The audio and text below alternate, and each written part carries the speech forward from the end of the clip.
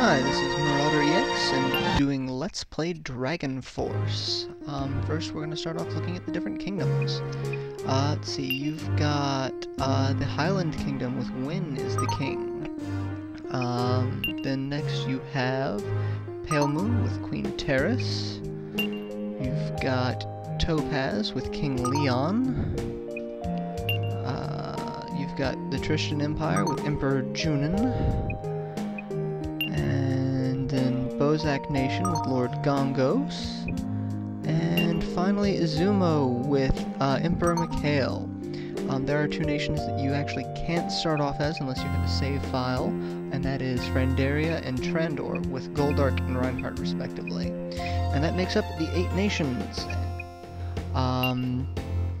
Let's see, I'm going to start off with Tristan because I'm familiar with them, and a lot of jokes and history with this one, so it'll be easy for me. Alright. And I'm not going to skip through the dialogue, because, I mean, the story's not, you know, a huge part of the game. It is kind of choppy and put together since there's 8 different versions. Each nation gets its own story, and each one's a little bit different. As you saw throughout the opening movie, it's, you know, 8 heroes versus a dark god. 8 heroes, 8 nations, it's kind of foreshadowing, but yeah. Oh well. And one of the problems I have with this is they sent messengers to Wynn. Wouldn't they send messengers to anyone else? I mean, come on, really. There's more than one kingdom out there. It'd be good to have, you know, as many friends as humanly possible. Oh well. Talking about the Scar and Gaul thing, some of the generals have history, and if you ever get them on the battlefield together, they will actually have a conversation back and forth instead of just doing a random taunt, which is kind of interesting. If you get Scythe and Scar together, they'll start talking. There's a couple other ones, like if you've got one of the generals from Pale Moon with one of the generals from Highland, they'll have a little conversation. It's actually really interesting. They never really go into the backstory of it. There's a lot of times you're just sitting here going, well, why do they talk like this? What's going on? But, hey, whatever works to try and add a little depth. And, oh, Wynn killed our messengers. Oh, what the hell, man. This next part, is just weird. A lot of daddy issues with this. It does make you wonder, though, A, how you're able to hide this little revelation, and B,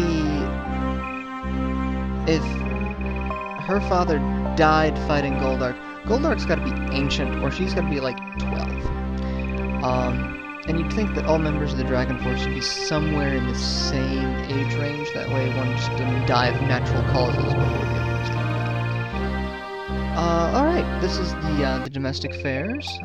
This screen allows you to save and perform basically kingdom maintenance. You can do awards, you can give out items, you can have an audience with either your generals, which you can find out if they're happy or not. If they're not happy, they have the risk of leaving you.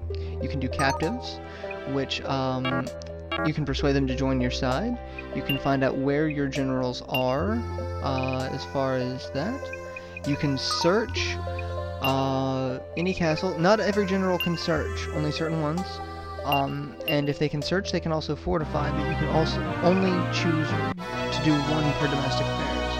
So Aros and Senna right now are going to search. That means they can't fortify this round. I've got to wait until my next domestic affairs to do that. Fortify can either increase the level or complement for your troops in that castle, or nothing can happen. This is the map, which allows you to see the territory you control. It also shows what castles there are and what levels they are. That way you can keep a good idea of that. The archives is basically the saving screen. That's pretty self-explanatory. That is it for the domestic affairs. Now we're going to get into the main world map, which, this is your game screen. Get used to it. As you see, there are little castles with little wayward points around, preset paths. The towns act as an in-between. They don't really do anything other than allow for different paths. You've got towers, which are also landmarkers. You've got empty castles, and then you've got some castles that belong to no set empire. They're just free agents. They'll either be in castles or they can be sitting out on the map elsewhere, like you saw just a second ago with Bastion. Alright, you can also look around, see what other kingdoms are doing as far as castles in general, so you know where you stand. With that, I think I'm going to call it on this one, and I will be back in just a moment with the third video.